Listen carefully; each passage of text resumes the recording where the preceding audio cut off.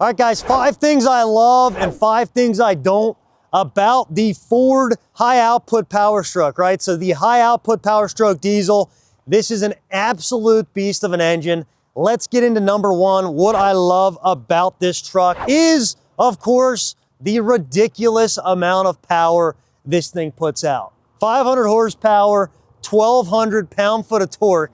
It is an absolute monster. Crushes all competition. There's nobody that comes close. I mean, GM, they're 975 pound-foot of torque, 470 horsepower. Ram's high output diesel is 430 horsepower and 1,070 pound-foot of torque, something like that. Crazy amount of power and torque. Love that about this truck. Number 2, driving this truck, it does not feel like you're in a diesel truck that's got the turbo lag and you're just driving this big old truck, right? This truck actually feels fast when you're driving it. It is an absolute monster. This is a super fun truck to just get in and drive. You don't have to just be towing. It's not just like, oh, you know, this thing's a workhorse when I'm towing. It's like, no, this truck's a ton of fun to drive. I don't need to go do work to the engine because I want to drive a fast truck, right? Like, love that about this. Love how they designed it. The setup of that is amazing. And then, guys, number 3, getting a little bit more in depth, is engine layout. So Ford did something different when they designed this engine. Normally, on these engines, the exhaust will come out the side. They'll route the exhaust out the side of the engine, but this one, they routed it through the middle of the engine. What that does is the turbo is mounted right in the middle of the cylinder heads, right? So in the valley between the 2 cylinder heads, and the exhaust goes right into that turbo. Well, what that basically does is it causes the turbo to spool faster, which, guess what? Less turbo lag or no turbo lag, right? Absolutely amazing. Makes the engine feel super responsive. Great design there. Super efficient design. And that's ultimately why you can get so much more power and feel like you're driving a super fast truck, right? So again, smart design there. Love what they did with that.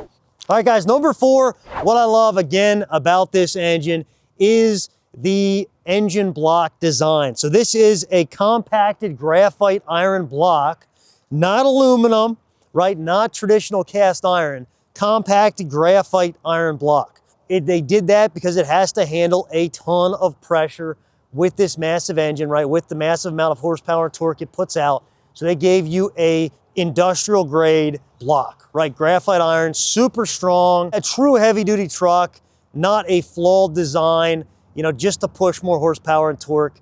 They did set it up right. There's not a flaw there because they wanted to cut a corner. So love what they did with that. And then, guys, last thing that I do love about this truck is the 10-speed transmission.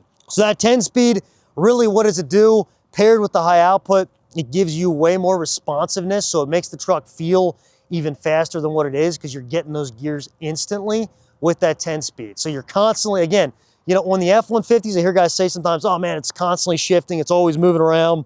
Do I have a trans issue? On this truck, you don't feel that. You just feel instant power. When you're downshifting and you use your exhaust brake, you're shifting down, you're using that to help slow the truck down. So all around, super solid design. Love what they did with the 10-speed. Now guys, let's pivot right from there and get into what I don't like about this engine. And first and foremost, I have said this before, but it is the DEF usage, the diesel exhaust fluid usage. It drinks it, guys. It is really, I've towed with this engine with the high output. It feels like you're putting DEF fluid in. When you're telling I was getting 10 miles to the gallon pulling my camper, it was almost, gosh, I want to say every 1,000 miles on this truck. It was super often. You know, it didn't empty the tank, but you're getting the DEF warning, right? Like, oh, hey, truck's limited to this and a couple hundred miles. And of course you're like, oh, frick, I don't want to be limited. So you're dumping DEF fluid into it. But it makes sense. More horsepower, more torque. This truck is drinking fuel, of course. The more fuel you use, the more you're using this truck, the more DEF fluid you're going to drink. Don't love that about the engine. Number 2 is this, right? And this is more of not necessarily a specific issue with the truck, but more what could be. And that is the amount of heat that this engine puts off because of the horsepower, the torque, the exhaust routed through that turbo in the center of the engine. All of that is producing a ton of heat. Basically, the system to control that heat is all the more complex because of the amount of it. And ultimately, guys, what I'm saying there is the more complex the systems, the more you have to brake and the more potential cost you have down the road at 100, 150, 200,000 miles on these diesel trucks. So again, don't love that. Don't love the amount of heat and the complexity of the systems to manage that heat. Amazing engine, but all the more to go wrong there. All right, so number 3, what I don't like about this engine, and guys, come check this engine out. You have a super tight engine bay. You're not working on anything in this engine by yourself. It's jammed in here. I mean, this 8-cylinder high output, it's an absolute monster, but it is a huge, it's a huge engine and it takes up a ton of space. Like you literally, this is packed. I would hate to be the tech at a Ford dealership that works on this truck because it's insanity. You're removing parts to get to parts. It's really the complexity. It's really everything you got going on. And don't get me wrong, if I bought this truck, would I try to work on it myself? No way.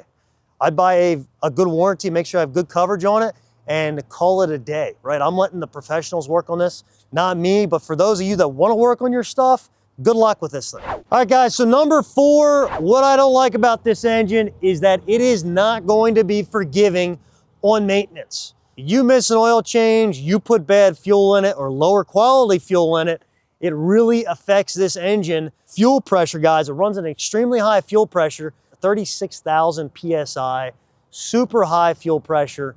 All that means, guys, is what it boils down to is, again, running bad fuel or poor quality fuel, not keeping up with your maintenance is going to really affect this engine in its longevity. Not forgiving with maintenance. It's not that bulletproof diesel engine that you can do anything you want to it, beat it up, be hard on it.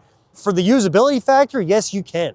It is a super strong engine that's going to put up with a lot of abuse if maintained properly, correct fuels run in it. Again, you're maintaining it the way it should be. More of a maintenance side of it, more of the what could be, super complicated engine, a lot going on.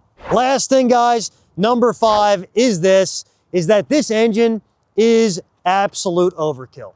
Really, most people are never going to use 1,200 pound-foot of torque, 500 horsepower on a diesel truck.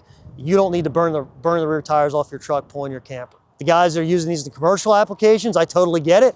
And there definitely is that. And heck, there's the guys that are pulling their 40-foot fifth wheels, also understand it. But this particular truck is a tremor package, right? Which, again, a lot of guys are lifting their trucks, doing them up.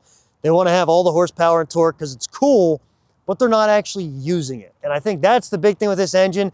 It's not usable for everybody, so you're paying for a lot of extra horsepower, torque, maintenance cost, fuel cost. All of that stuff's going to add up that, you may never actually use all that torque, all that horsepower. Ton of fun, sweet engine, but not usable or not needed by everybody. That is the 5 things I love and 5 things I don't about the Ford high output. If you guys value truck reviews like this, be sure to hit subscribe for more content. Appreciate you watching.